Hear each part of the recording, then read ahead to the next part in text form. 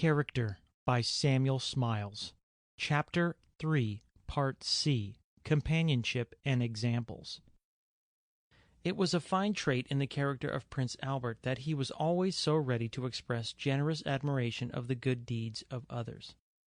He had the greatest delight, says the ablest delineator of his character, in anybody else saying a fine saying or doing a great deed. He would rejoice over it and talk about it for days, and whether it was a thing nobly said or done by a little child, or by a veteran statesman, it gave him equal pleasure.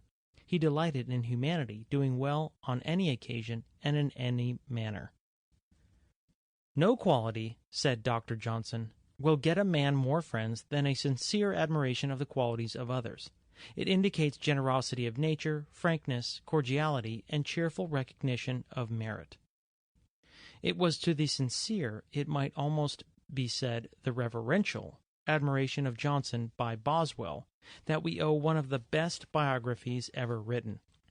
One is disposed to think that there must have been some genuine good qualities in Boswell to have been attracted by such a man as Johnson, and to have kept faithful to his worship in spite of rebuffs and snubbings innumerable.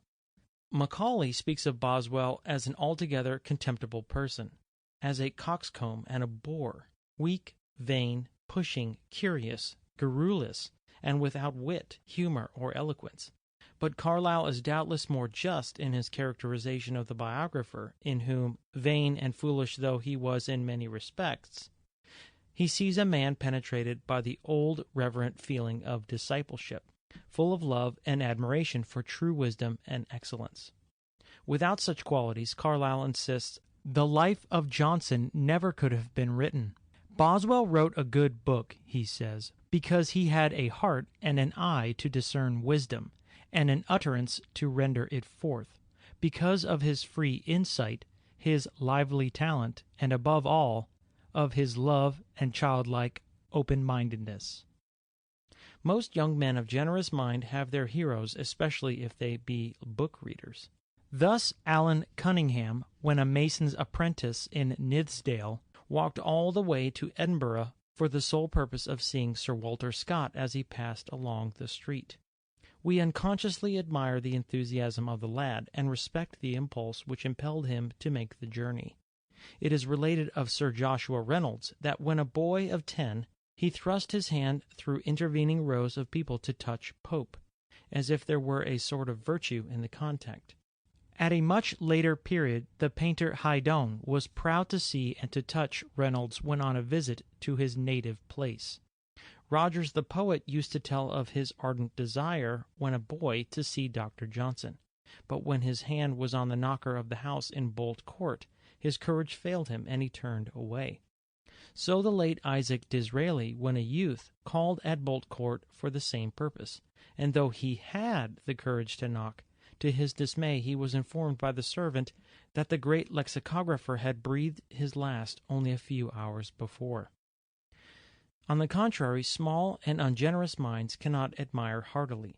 To their own great misfortune they cannot recognize, much less reverence, great men and great things. The mean nature admires meanly. The toad's highest idea of beauty is his toadess. The small snob's highest idea of manhood is the great snob. The slave dealer values a man according to his muscles. When a guinea trader was told by Sir Godfrey Kneller in the presence of Pope that he saw before him two of the greatest men in the world, he replied, "I don't know how great you may be, but I don't like your looks. I have often bought a man much better than both of you together, all bones and muscles, for 10 guineas. Although Rochefoucauld, in one of his maxims, says that there is something that is not altogether disagreeable to us in the misfortunes of even our best friends, it is only the small and essentially mean nature that finds pleasure in the disappointment and annoyance at the success of others. There are, unhappily for themselves, persons so constituted that they have not the heart to be generous. The most disagreeable of all people are those who sit in the seat of the scorner. Persons of this sort often come to regard the success of others, even in a good work, as a kind of personal offense. They cannot bear to hear another praised, especially if he belong to their own art or calling or profession. They will pardon a man's failures, but cannot forgive his doing a thing better than they can do. And where they have themselves failed, they are found to be the most merciless of detractors. The sour critic thinks of his rival, "When heaven with such parts has blessed him, have I not reason to detest him?" The mean mind occupies itself with sneering, carping, and fault-finding, and is ready to scoff at everything but impudent effrontery or successful vice. The greatest consolation of such persons are the defects of men of character. "If the wise erred not," says George Herbert, "it would go hard with fools." Yet, though wise men may learn of fools by avoiding their errors, fools rarely profit by the example which wise men set them. A German writer has said that it is a miserable temper that cares only to discover the blemishes in the character of great men or great periods. Let us rather judge them with the charity of Bolingbroke, who, when reminded of one of the alleged weaknesses of Marlborough, observed, "He was so great a man that I forgot he had that defect." Admiration of great men, living or dead, naturally evokes imitation of them in a greater or less degree. While a mere youth, the mind of Themistocles was fired by the great deeds of his contemporaries, and he longed to distinguish himself in the service of his country. When the battle of Marathon had been fought, he fell into a state of melancholy. When asked by his friends as to the cause, he replied that the trophies of Miltiades would not suffer him to sleep. A few years later we find him at the head of the Athenian army, defeating the Persian fleet of Xerxes in the battles of Artemisium and Salamis, his country gratefully acknowledging that it had been saved through his wisdom and valor. Related of Thucydides that, when a boy, he burst into tears on hearing Herodotus read his history, and the impression made upon his mind was such as to determine the bent of his own genius. Demosthenes was so fired on one occasion by the eloquence of Callistratus that the ambition was roused within him of becoming an orator himself. Yet Demosthenes was physically weak, had a feeble voice, indistinct articulation, and shortness of breath, defects which he was only enabled to overcome by diligent study and invincible determination. But with all his practice, he never became a ready speaker. All his orations, especially the most famous of them, exhibiting indications of careful elaboration, the art and industry of the orator being visible in almost every sentence. Similar illustrations of character imitating character and molding itself by the style and manner and genius of great men are to be found pervading all history. Warriors, statesmen, orators, patriots, poets, and artists all have been more or less unconsciously nurtured by the lives and actions of others living before them or presented for their imitation. Great men have evoked the admiration of kings, popes, and emperors. Systematicis never spoke to Michelangelo without uncovering, and Julius III made him sit by his side while a dozen cardinals were standing. Charles V made way for Titian, and one day when the brush dropped from the painter's hand, Charles stooped and picked it up, saying, "You deserve to be served by an emperor." Leo X threatened with excommunication whoever should print and sell the poems of Ariosto without the author's consent. The same pope attended the deathbed of Raphael, as Francis I did that of Leonardo da Vinci. Haydn once archly observed that he was loved and esteemed by everybody except professors of music. All the greatest musicians were unusually ready to recognize each other's greatness. Haydn himself seems to have been entirely free from petty jealousy. His admiration of the famous Porpora was such that he resolved to gain admission to his house and serve him as a valet. Having made the acquaintance of the family with whom Porpora lived, he was allowed to officiate in that capacity.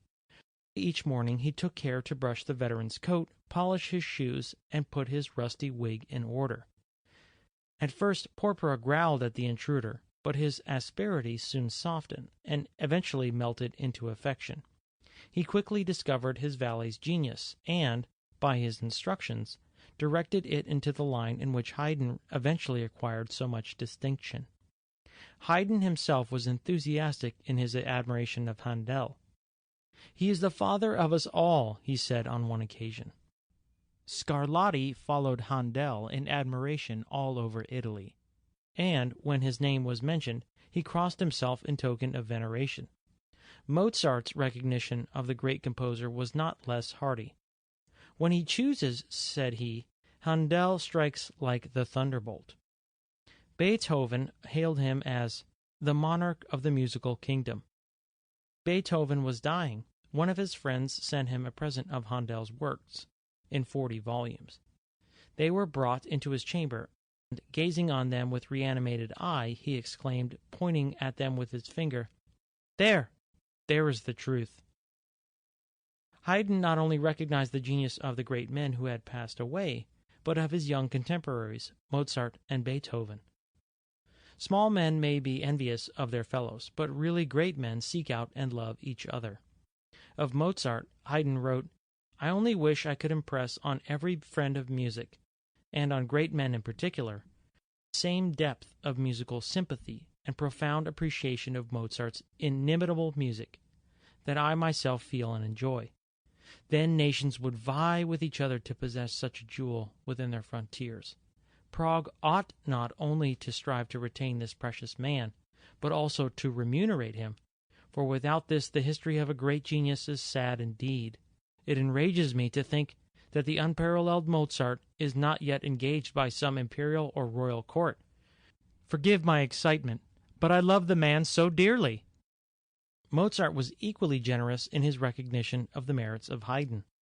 "Sir," he said to a critic, speaking of the latter, "if you and I were both melted down together, we should not furnish materials for one Haydn."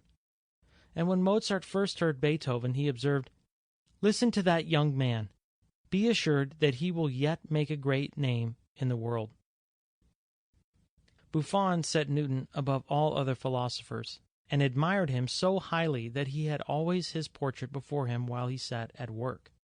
So Schiller looked upon Shakespeare, whom he studied reverently and zealously for years, until he became capable of comprehending nature at first hand, and then his admiration became even more ardent than before. Pitt was Canning's master and hero, whom he followed and admired with attachment and devotion. "To one man while he lived," said Canning, "I was devoted with all my heart and all my soul.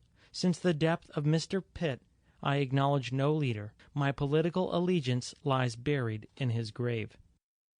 A French physiologist, Monsieur Roux, was occupied one day in lecturing to his pupils, when Sir Charles Bell, whose discoveries were even better known and more highly appreciated abroad than at home, strolled into his classroom.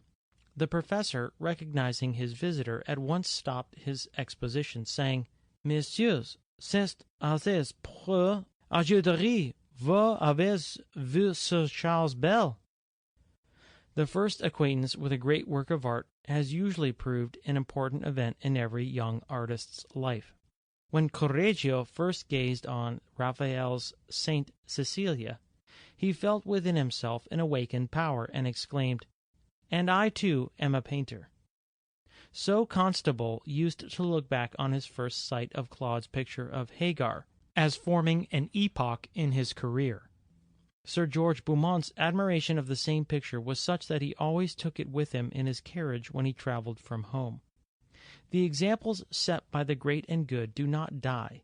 They continue to live and speak to all the generations that succeed them. It was very impressively observed by Mr. Disraeli in the House of Commons shortly after the death of Mr. Cobden. There is this consolation remaining to us, when we remember our unequaled and irreparable losses, that those great men are not altogether lost to us, that their words will often be quoted in this House, that their examples will often be referred to and appealed to, and that even their expressions will form part of our discussions and debates.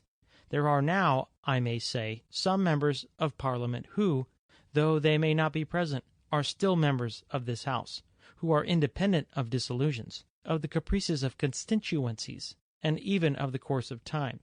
I think that Mr. Cobden was one of those men. It is the great lesson of biography to teach what man can be and can do at his best. It may thus give each man renewed strength and confidence. The humblest, in sight of even the greatest, may admire and hope and take courage. These great brothers of ours in blood and lineage, who live a universal life, still speak to us from their graves, and beckon us on in the paths which they have trod. Their example is still with us, to guide, to influence, and to direct us. For nobility of character is a perpetual bequest, living from age to age, and constantly tending to reproduce its like. The sage, say the Chinese, is the instructor of 100 ages. When the manners of Lu are heard of, the stupid become intelligent and the wavering determined. Thus the acted life of a good man continues to be a gospel of freedom and emancipation to all who succeed him. To live in hearts we leave behind is not to die. The golden words that good men have uttered, the examples they have set, live through all time. They pass into the thoughts and hearts of their successors, help them on the road of life, and often console them in the hour of death. And the most miserable and most painful of deaths, said Henry Martin, the Commonwealth man who died in prison, is as nothing compared with the memory of a well-spent life. And great alone is he who has earned the glorious privilege of bequeathing such a lesson and example to his successors. End of section 11.